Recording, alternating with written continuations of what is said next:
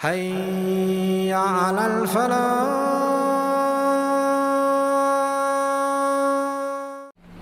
How many more scholars would you like to hear before you change your life? Before you decide to purify that heart of yours? Without an effort from you, the heart is not going to be purified.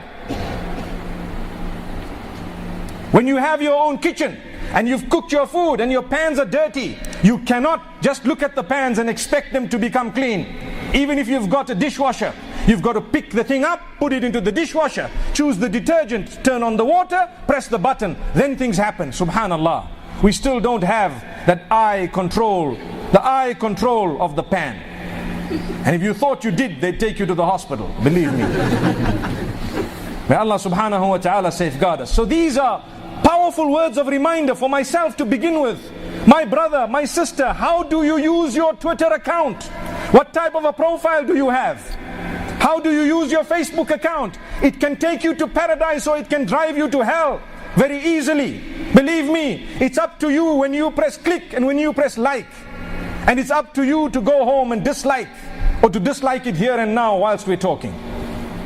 Because I know there are brothers, perhaps maybe even sisters, busy on their phones whilst we're talking. To be honest, I actually don't see a single one, mashallah. Allahu Akbar. So I need to swallow back my word. But this is what it is. If your heart is dirty, it begins to show your own self. You can see it. Your mind can figure it out. Why? Because you lead a life. What will happen to it? It will be full of bunk. It will be so narrow, full of depression, full of stress, full of lack of contentment. Where is my contentment gone? It's gone with the pornographic site. It's gone with the adultery that you cannot give up. Adultery is a seed. Wallahi, if you sow it and you water it, watering means you return to it, and you water it more, you return to it more, it grows a tree. When the tree becomes big and strong, it becomes more difficult to uproot it. You get hooked onto it to the degree that it's just like second nature. No regret thereafter until you die in a condition. May Allah safeguard us. We had some brothers who came to me some time back telling me, what do we do? Our father was looking like such a religious man and he died in the midst of 2 prostitutes with beer bottles. Do you want that to be the end of your life? May Allah protect us all. Na'udhu billah. May Allah safeguard us. Well, if that's the case, do not let that be a probability. Rather, let salah be a possibility. If you engage in 5 salah, the chances of you dying in salah are very great. Do you know that? There are so many who have died in sujood and ruku'. But if you don't read salah, there's no chance of that happening to you. Not at all. May Allah subhanahu wa ta'ala take us away whilst we are in His obedience. And may He protect us really, that we are not disgraced dying in His disobedience. My brothers and sisters, life is too short.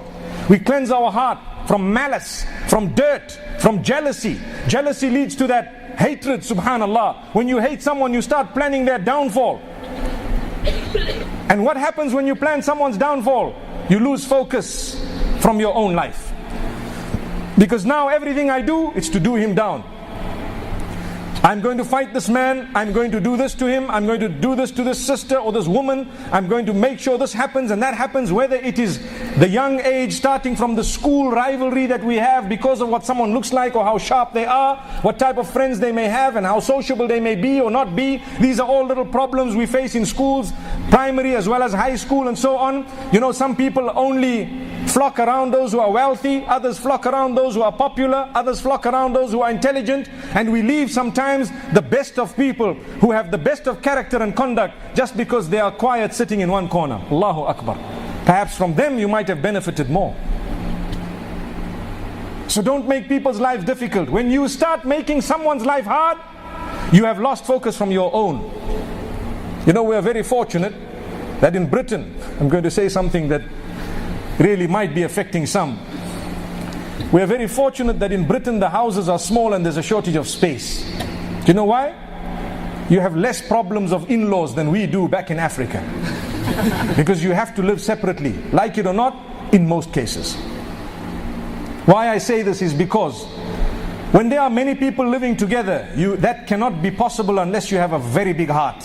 You need to be a selfless person who loves Allah and the deen and who allows people their freedom, subhanallah, who respects and who serves. Otherwise it cannot work, doesn't happen. You're living with so many people, subhanallah. Allahu Akbar. So this is why I say you're lucky, you've got small homes. But I think the hearts are big, inshallah. Let's hope that. Allahu Akbar. At least we can, a heart is something, when you exercise your muscles, they inflate, don't they? MashaAllah. Youngsters would like to look big, they'd like to look muscular. When you exercise your heart correctly, it also becomes big, MashaAllah. Big in the right way. Alhamdulillah. So we ask Allah to grant us good hearts, big hearts, to be generous. Generosity is a good quality of the heart, which stems from the goodness of the soul. But when we are stingy and miserly, everything goes wrong, because then we begin to hate people. You don't spend on your own family. Come on, my brother. You don't spend on your children. So where's your wealth going? Allahu Akbar. Are you amassing it? The verses I read before you, Qarun, that's what he did. He amassed the wealth. And you know what was his problem? He had such a dirty heart, such a filthy soul, that he related whatever he had to himself and not to his maker. That brings me to a point.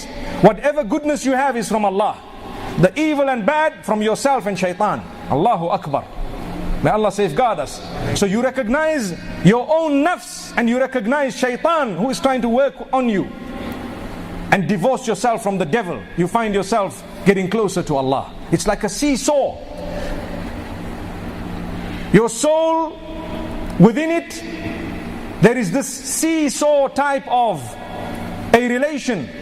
You either move closer to the devil and further from Allah, or closer to Allah and further from the devil. Simple. May Allah subhanahu wa ta'ala grant us purity. My brothers and sisters, another bad habit is when we are selfish. We want everything for ourselves. Rather develop our hearts and souls to be selfless to the degree that we can share. Something known as al-ithar. Look at Allah subhanahu wa ta'ala praising the Ansar. What did they do? They welcomed strangers who were brothers in deen into their homes by the instruction of Allah. When Allah instructed, they welcomed their brothers who were strangers. Had it not been for the link of Iman, there would be no other link. Welcomed them into the home and shared their wealth 50-50.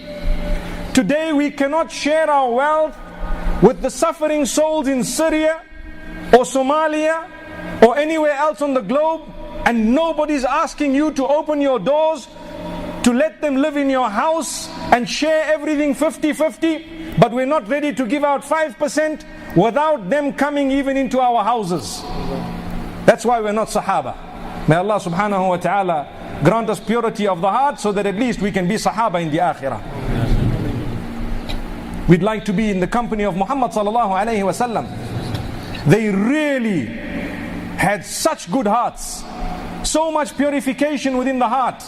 They gave so much to their suffering brothers and sisters, to the degree that life was made comfortable for these people who had come, known as Muhajirin. And Allah praises them by saying, يُؤْثِرُونَ عَلَىٰ أَنفُسِهِمْ وَلَوْ كَانَ بِهِمْ خَصَاصَةٌ. They gave their brethren preference over themselves, even though they needed it a lot more. They were in dire need of what they were actually giving away. We are asking you for very little. Or your suffering brothers and sisters across the globe, perhaps in your neighborhood, perhaps in your masjid, are not asking you to give up that which you are in need of, but that which you do not need. How many of us have wardrobes full of clothes that we've never worn for the last year? My sister, give it away. Do not let your heart cling to this worldly, material items that are there. Allahu Akbar. You may use them, you may enjoy them within the limits of Allah. Nobody is saying no. You may make use of it, you may become happy whilst using it. But remember, don't let it be a waste. Extravagance is a sign of the dirty heart and the dirty soul. Allah says in the Quran, such people who are extravagant and wasteful, they are the brethren of the devil. إِنَّ الْمُبَذِّرِينَ كَانُوا إِخْوَانَ الشَّيَاطِينَ. وَكَانَ الشَّيْطَانُ لِرَبِّهِ كَفُورًا. Allahu Akbar. Those who are wasteful, extravagant and so on, they are the brethren of shaitan, and shaitan is ungrateful, which means wastefulness is a sign of ingratitude. Wastefulness is a sign of ingratitude. You have so many pairs of shoes, 45 pairs of shoes, one for every occasion. The wedding coming up next week, you've already sewn a brand new pair of clothing and you've got 60 pairs in your closet. Don't worry, my sister, they are not going to know that you wore this for the wedding that was 10 weddings back. That's how we've got to speak. And if you want to sow and you have the ability to sow something new for every function, make a promise to Allah, for every one I get, I'm going to give one away. Make sure it is a cut within the pleasure of Allah, because if you give away a skirt with a slit that is going to expose a female whom you have given it to, you may be amassing a sin rather than getting something in terms of reward. You think you are giving a charity. One day we were given donations from somewhere in Zimbabwe, and they told us, please give this to the poor. Wallahi, when we took some of it out, not all of it, some of it out, we were so embarrassed as to what it was, and we decided this, we cannot give it to anyone, no one, because we cannot allow the people to wear it. They're going to think, wow, this guy must be a real romantic dude giving it to me. Wallahi, it's not from me. My sister, what an embarrassment. We're giving it to someone, and they might take it home, give it to their sister, and they know where it came from, and they have such a bad feeling in their heart about you, that this guy is actually someone besides what he is purporting to be. Yet it's not from me, it's from a donor. And when they donate it, they're asking Allah, Ya Allah, taqabbal minna, oh Allah, accept from us our sadaqah. What sadaqah? What sadaqah are you giving? It's like giving a bottle of alcohol and saying, Ya Allah, accept it from me as a sadaqah. Not at all. It is haram. Why did you have that in the first place? You should be embarrassed of it. And this is why we say, my sisters, buy clothes or sew clothes that inshallah one day you can give out as a sadaqah by the will of Allah. Just the mere giving it out later on, even if you've used it and it's in good condition, there are people across the globe who might not even have that much, but if you've given that, it may be a means of your entry into paradise. So just sew it properly, inshallah. Make sure it is within the obedience of Allah subhanahu wa ta'ala. I know what the sisters are thinking, but I use it at home in my bedroom. You see? Sharp. They say very quick thinkers today. Wallahi, my sister, what you do in your bedroom is none of our business. It's between you and your husband, inshallah.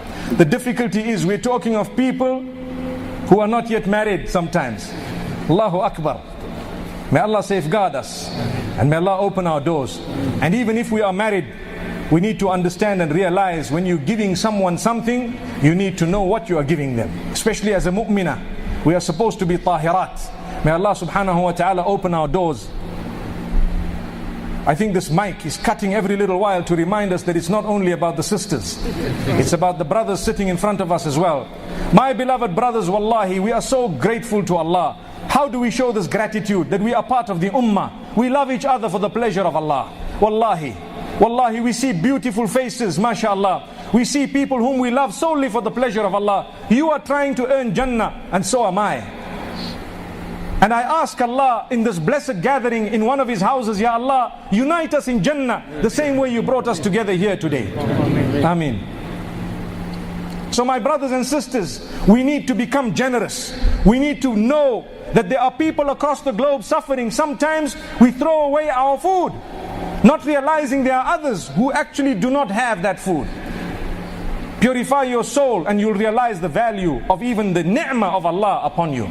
We were speaking of Qarun. Do you know what he said? He said, whatever I got is from my own intellect. Allah says, oh, he doesn't even realize our hand there. He doesn't realize where it came from. Allah says, we destroyed him and everything he had.